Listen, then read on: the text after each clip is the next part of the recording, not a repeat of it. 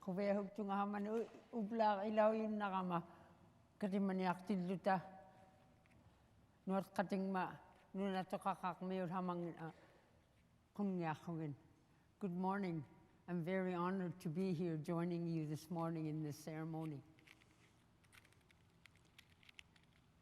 The woman's kullak, this object weighs about 20 pounds. It is carved out of soapstone, and this kullak became unearthed on one of the Arctic islands where traditionally was a very busy seal hunting camp. The kullak was one of the most important implements of the Inuit woman.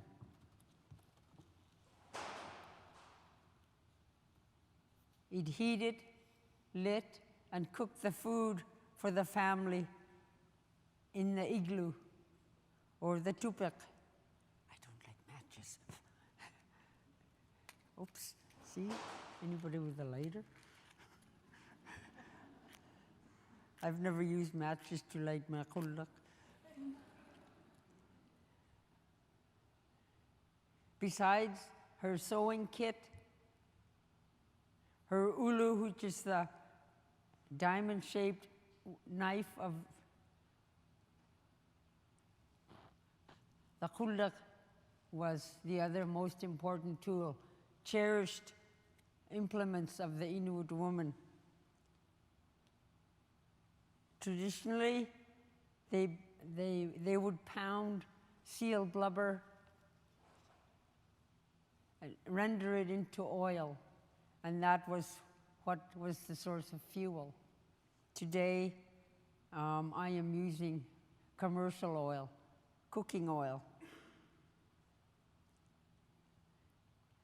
The kullak is one of the items that the Inuit women have claimed back. In reconciliation, we have brought back to life the drum, the practice of tattooing, and the kullak. It's been a movement throughout Nunavut for some time now to reclaim the kullak.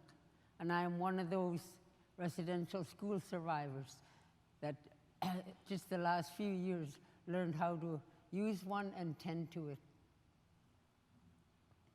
And it just slowly, and my wick comes from the land.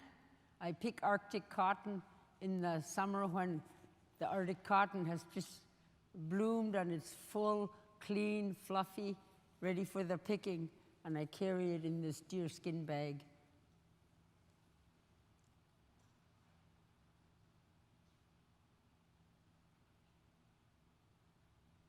The flame will eventually light right across the wick. But today I'll help it along.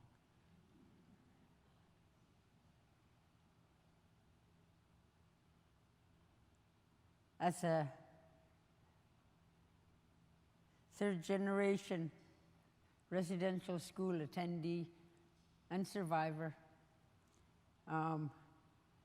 I was very fortunate that prior to attending residential school, I spent a lot of time out on the land with my grandparents, and I really got a good grounding in my culture and the teachings of my ancestors.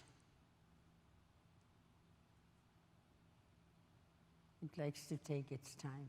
And lighting and tending to a kullak is also one that teaches patience. You can't rush it. It'll light up on its own, and eventually the flame will reach across the length of your wick.